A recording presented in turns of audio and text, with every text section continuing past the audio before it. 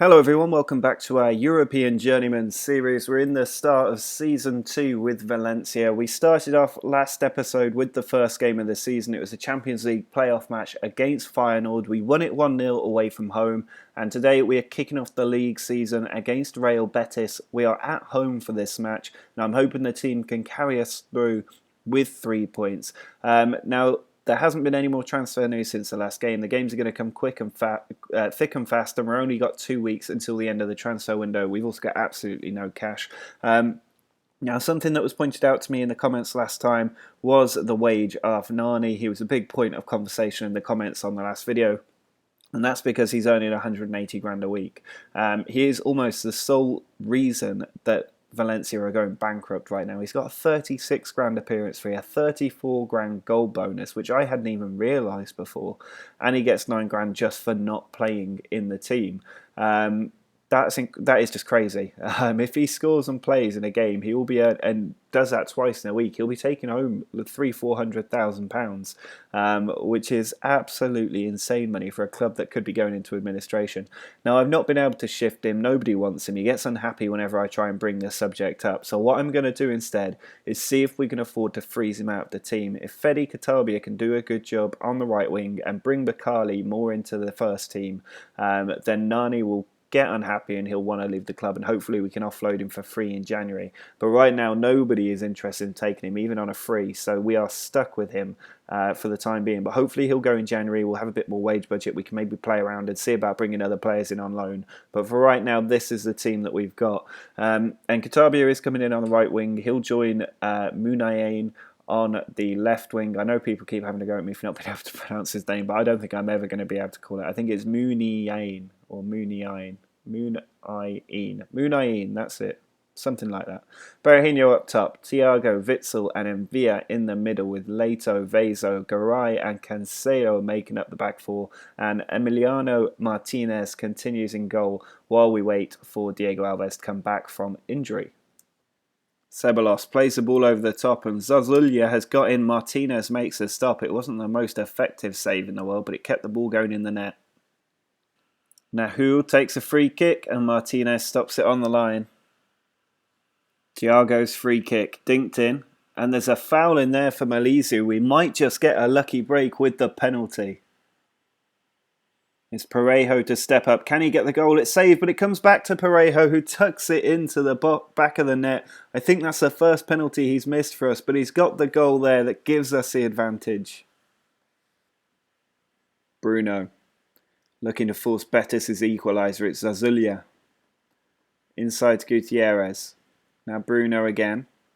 Plays it down the line. Zazulya's got onto it. He whips it across and it's in from Ceballos. We've been pegged back in the 84th minute. This is not the start to the league season we wanted.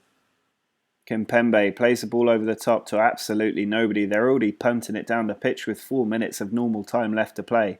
Martinez hanging onto this ball for an absolute age before sending it forward. Gregoric can't win the header, and now it's Nahu. Fouled by Cancelo. We're going down to 10 men. There's a second yellow card. Cancelo's off, and we're down to 10 men. This last 10 minutes has been a horror show. There's the full-time whistle. We've been held at home in our first game of the season. That is absolutely not good enough if we're looking to go for a title challenge this season. Atletico Madrid also held by Las Palmas. That will help us because they're going to be one of our top 4 competition. But we've slipped up at the first hurdle. Well, in this return leg, we need to make sure we get the job done. We have a 1-0 away advantage and we need to put in a better performance than we did against Real Betis. We have got Muniain on the left flank, Nani on the right flank, and Berahino up top. I am going to use Nani in the games where it really counts because I think we need him in this game. Parejo and Perez will be in the middle with Witsel just behind them. Then it's Cancelo, Santos, Garay and Vezo across the back four with Martinez still in goal. Perez sends the ball forward to Muniain. Now Berahino on the volley has hit the post, so close to a first goal in this game. Nani plays the ball forward. Perez on the edge of the area. Plays it into Parejo. Big tackle in the box, but apparently a fair one. Final try to get it away with Kaut. He's just hanging on to this ball. Does find Tapia. Van der Heyden. Forward to Elia. Ball over the top looking for Dirk Kuyt. I'm not sure he's got the legs to make the ball like that at the age of 36, 37, whatever it is he is now. Garay forward to Parejo. He slips it through for Perez, who's tackled by Tapia.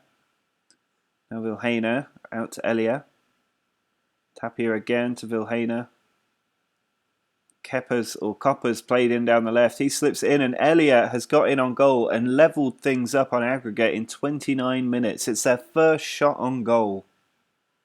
Corner for Feyenoord. Toornstra puts the corner in.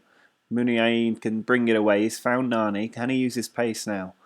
He's looking to cut inside. Finds Parejo. He's got Berahino over. That was too long a pass. He forced him out too wide. Ball put back in and then cleared away. And that chance is absolutely wasted. Perez. Tackled by Tapia and he's being called over by the referee. It's a second yellow card and a red for Tapia after just half an hour. Katabia's corner. We're getting late into this game and Muniain has managed to get that ball into the top of the net on a half volley. He's found the top corner. An excellent finish from Muniain. Puts us ahead on aggregate, but one goal will send Feyenoord through. Vezo. Forward to Katabia. He's lost the ball. It's played forward. And he's been fouled by Garay there, Kaut, who's already had a yellow card. He's about to get his second and his marching orders. And it's 10v10 for these last 3 minutes of added time. Well, there is a full-time whistle. We have managed to get through this tie against Feyenoord by the skin of our teeth. Bearing in mind we were taking on 10 men for over an hour. We only just managed to get through thanks to Muniain getting the goal that gives us a 2-1 advantage and puts us into the group stage of the Champions League. Something we desperately needed, if only for the finances that it brings. Well, here is a draw for the Champions League group stage that we have managed to qualify for, and we've been put into pot 2, which is a massive help because it means we can avoid some of the biggest teams. Mostly we need to try and avoid Juve, Man City, PSG, and possibly Dortmund. The rest of the teams I wouldn't mind. So let's get the top 8 out of the way, and then it's all about us. Now, Dynamo Kiev would be perfect if we can get them, but Bayern Munich have got them. Hopefully we can avoid City and instead Atletico get that, and hopefully we can avoid Juventus, which goes to Arsenal. We can't get Barcelona, but PSG, the last of the massive teams I want to avoid, and they've been drawn with Man United. Benfica or Zenit are both fine with me, and we get Benfica, so it's going to be Portugal, Spain in the top of that group. Now the big teams we want to miss here are Inter Milan, Liverpool, Milan and Monaco. Everybody else would be fine, so let's go through these. That's one of the Milans gone, Celtic are gone, Sparta Prague are gone and Lyon are gone. So we've got a 1 in 4 chance of avoiding the teams. Fenerbahce have gone. We've got no chance. Who are we getting? It is AS Monaco. That's probably the preferred option of the bunch. And the rest of these teams, I'm not too worried about. We can beat any of them. And we've been drawn against Club Brugge. So as groups go, I don't think that's bad. I think we can win that group. I think, yeah, definitely could have been an awful lot worse. So there's no reason we can't win our group and get into the next stage of the Champions League. Well, after failing to beat Real Betis in our first La Liga game, we really need to be beating Elche away from home. They're going to be in and around the relegation zone. We're supposed to be challenging for the title this season, at least making it into the top 4. And if we fail to get maximum point score in our first 2 games, we really will be in trouble. Now I'm going to give Halilovic a game on the right side of the front 3 with Muniain on the left and Berahino up top. It's then Parejo, Perez and Witsel in the middle with Leto, Santos, Garay and Vezo across the back 4. I'm hoping this team will be good enough to get us a point today, but we've got plenty of decent players on the bench if we need them later in the game. Perez has won that tackle. Berahino nods it on, but Yossetti cuts it out. Jose Angel forward, and now Canella can maybe play a ball on. Pedro into Guillermo. There's Mattia in on goal, and he's cannoned that one in off the underside of the bar to put Elche in front. Gregoric has been allowed in off the ricochet there up front. I wasn't expecting anything to come of that, but he's managed to power it in for his first goal for the club. It's been a long time coming, and he's pulled us level. I replaced our entire front 3 because of how poor they've been, and we've got a corner now with Bakali picking up the ball. Sends it back to Parejo. He pulls it across to Santos. Ball just taken away, and now Eldon's been allowed in behind. He's in on our goal, and he puts it wide.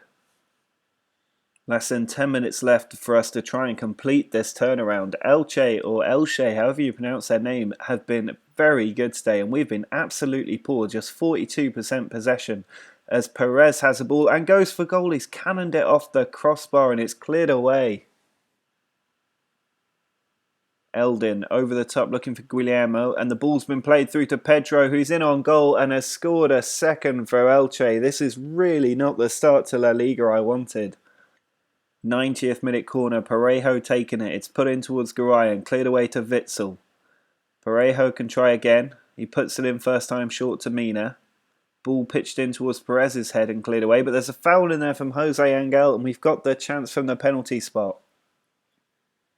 All the pressure is on Parejo, who steps up, and it is saved. It's pushed away as well. There's no chance of an easy rebound for him this time. Well, there absolutely has to be an inquest into the team after that result. That was absolutely appalling. Elche have managed to beat us and push us down to 12th place in the league. That could get much worse still, but I have no idea what's wrong with the team. And we now need to use the international break to figure out what on earth is going on. Well, we are now the other side of the international break. We're at home against Tenerife. I'm hoping we can get back on track. I'm going to start with our gegenpressing style of football for this one because the average ratings have been so poor in the last tactic. I have to try something different. Halilovic is back in on the right flank. Mina is having to start on the left because Munain has picked up an injury. Berahino continues up top with Witsel, Perez and Envia in the middle. Gaia is back at the left back position, which is a good sight for our defensive frailties at the moment, with Santos, Garay and Cancelo making up the other defensive positions ahead of Martinez. But Diego Alves is back on the bench. He's working his way back from a lung injury layoff. And Villa over to Witsel.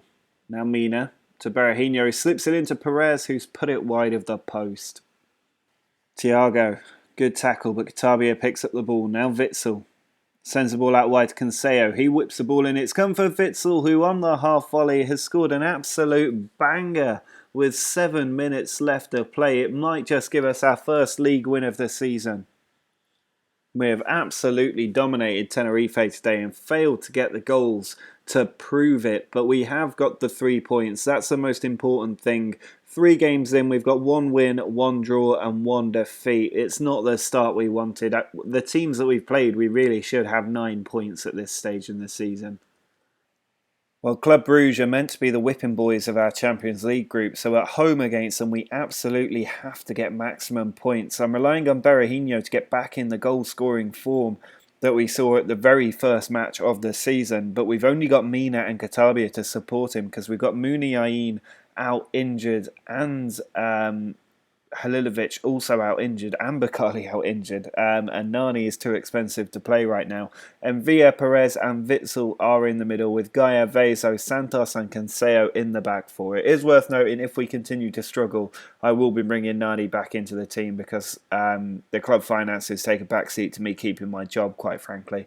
But hopefully Katabia can put in a good shift and prove me wrong about the need to bring Nani back in. Oh, Santos has given the ball to Vossen, but Martinez makes a good stop. That was dangerous and shows how poor we are in defence right now. Witsel sends the ball over to Perez just in time. He has a strike and he's hit the woodwork. It's not the first time that's happened in this episode. De Bock plays the ball forward to Babanco. Now Vossen loses the ball to... Well, he didn't lose the ball to Witsel. He's fouled by Witsel, who's got a red card. This is the 3rd red card we've picked up in this episode. I don't even think we're on an attacking or aggressive style of play right now. We're just getting really bad luck at this stage in the season. I'm not going to make any changes. We'll just have to play without a defensive midfielder for the last 20 minutes. Well, I don't really know what to say right now. It's finished 0-0. We had 20 efforts, 7 on target and failed to get the win. We are just not scoring enough goals right now. That is the absolute pinnacle of our problems. And I think the only solution to that right now is to bring Nani back in until we can get a transfer window and hopefully bring some better players into the strike force. I really don't know what else we can do. Hopefully we can try and get these players to stop getting sent off. But right now, we've only got one more game this episode and then we have to take on Barcelona at home. But if we don't pick up our form soon, I can see us getting sacked from Valencia in our second season. Well, the final match of this episode is away from home against Osasuna, and we desperately need to get the win on the board. That's why Nani's back in the team. He's going to be supporting Berahino. We're using the gegenpressing tactic with Katabia on the left. Witsel, Perez and Parejo are all still in the middle, with Gaia, Santos, Garay and Canseo across the back four. Now, the back four actually have a rating of 7 point and above.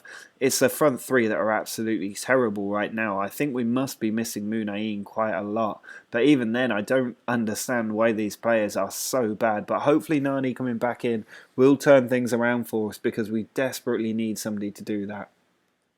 Parejo's free kick, edge of the area, and he's found the back of the net. We've taken the lead in the first half for possibly the first time this season. Parejo's corner, looking to the back post, it's headed down. Canseo's picking it up.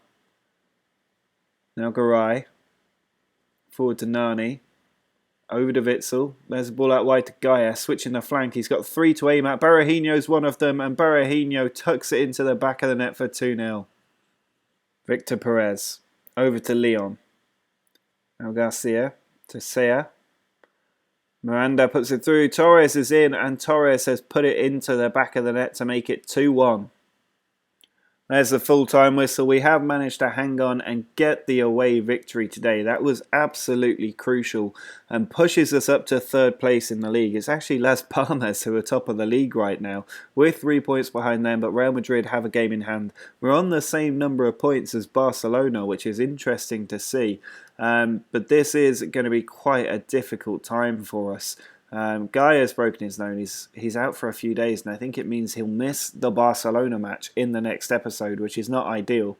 We'll also take on Celta Vigo away from home, Monaco in the Champions League, Sevilla, Real Madrid, and then finishing up against Benfica away. That is going to be a cruncher of an episode, and the last thing we need after a poor start to the season. It's possible that if we don't get the results going our way next episode, I might not actually survive it, because I don't think the board confidence is that brilliant. It's currently stable, but that could easily drop down. So we really need to be careful over these next few games and grind out a couple of results. The big issue right now is we're not scoring goals, and I think it's down to the quality of our forwards. I'm going to have to bring Nani back into the team and sod the club's finances. We just need to focus on getting victories and goals on the scoreboard. But that is going to be it for this episode. Let me know in the comments what you thought of it and what you think might be going wrong at the club. Drop a like on the video if you're enjoying this series, and don't forget to subscribe if you want to see what happens when we take on Barcelona and Real Madrid next time out. But until next time, see ya!